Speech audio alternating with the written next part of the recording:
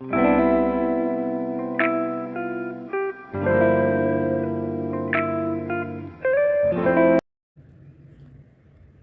everyone. So today we are going to start with the first chapter of maths, which is sets. Now the question arises that what is a set? So a set is a well-defined collection of objects. For example, if we say odd natural numbers less than 10, then we'll write 1, 3, 5, 7, 9. Now this is a collection of objects of odd natural numbers less than 10. Hence this is a set. Now there are two methods of representing a set. First is your roster or tabular form and next is your set builder form. Now let's take a question to understand the roster form. So here we have an equation. We need to write it in the roster form. So let's take the equation. So this is your equation. We'll factorize it first.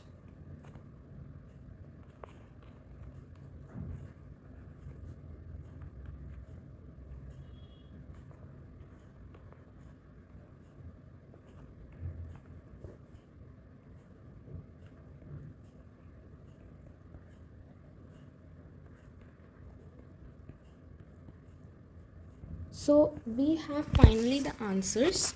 We'll write it like this.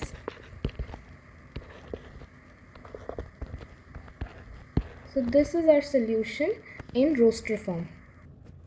Now here we have another example to understand the set builder form. Here we can see that these are basically the squares of all the natural numbers. Now how we can write it in the set builder form? We can write it as A equals x is such that x is n square because they all are the squares of something. So we'll write where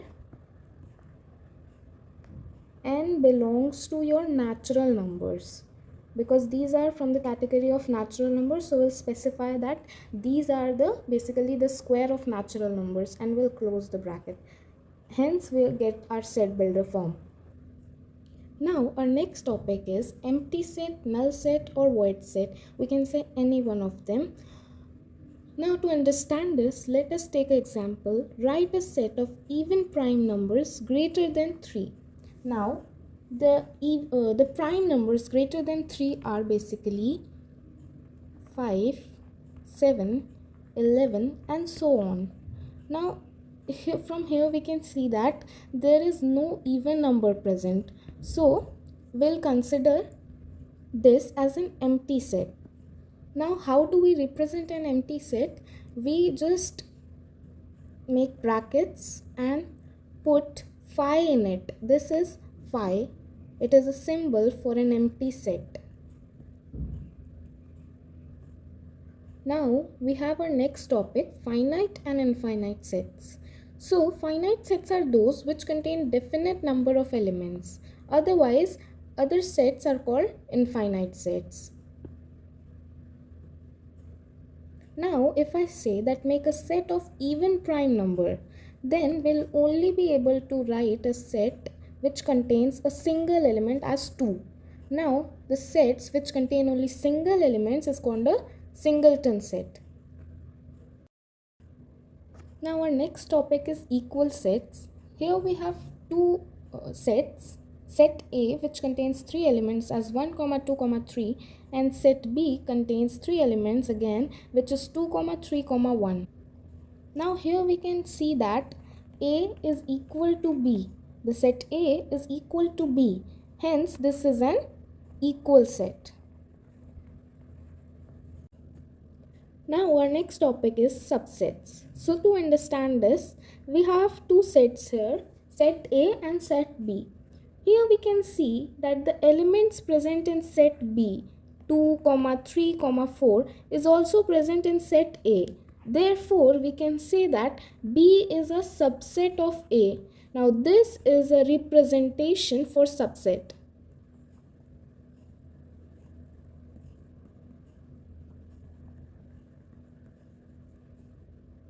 Now let's take another example. For example, there is a set C as well, which contains a element as 1.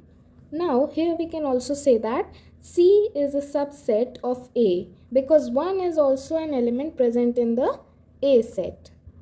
Now our next topic is intervals as subsets of R. R is basically represented as real numbers. Here we have something written in set builder form, which is A is equal to X is such that where X is greater than 2 and lesser than 4. Now on the number line we can see that there are so many numbers greater than 2 but lesser than 4.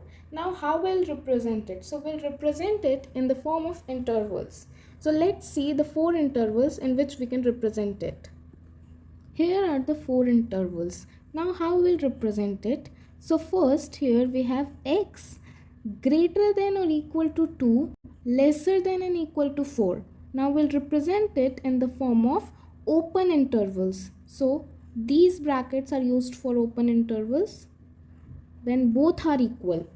Now here we have X greater than 2 but not equal, but X smaller than 4 and equal to 4.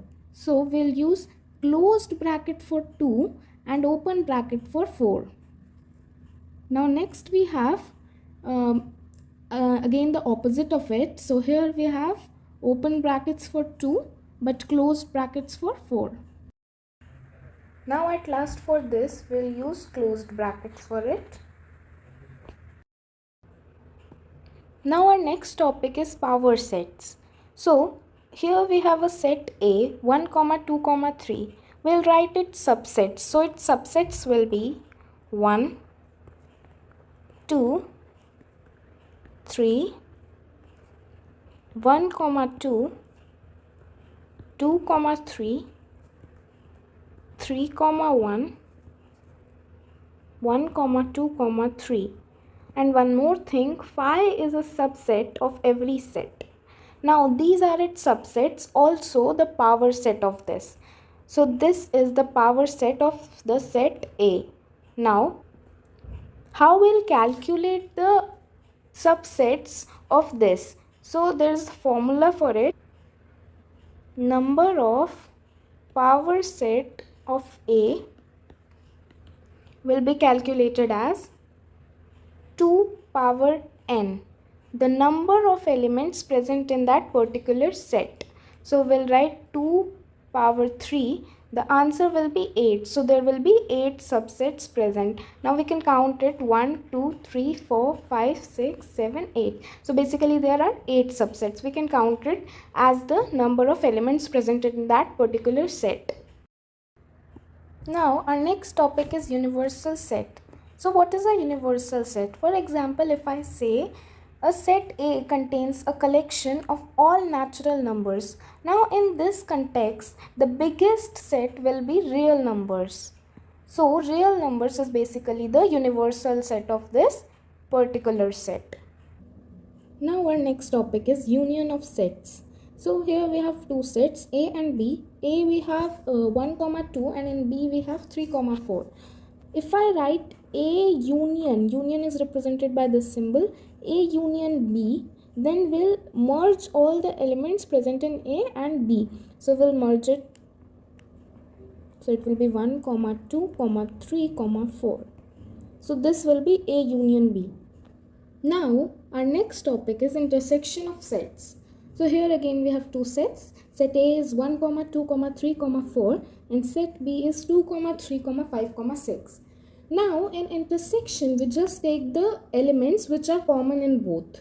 So if I say A intersection B, this is the symbol for intersection, and A intersection B would be equal to your 2, 3 because these are the only elements common in both the sets. Now our next topic is difference of sets. Now we have again two sets A and B. If I say A minus B, so means we are removing the elements of B present in A.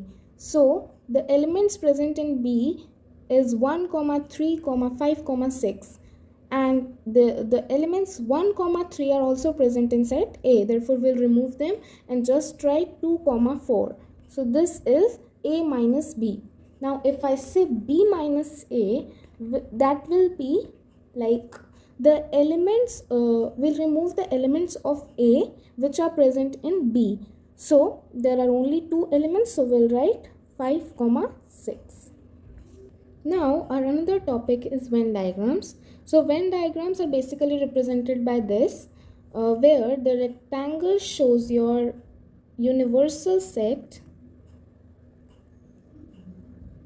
while these circles shows your subsets.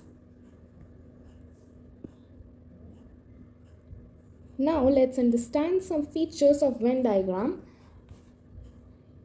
Now as we know that the universal set is written outside, so let's suppose there is a set A and there is a set B here.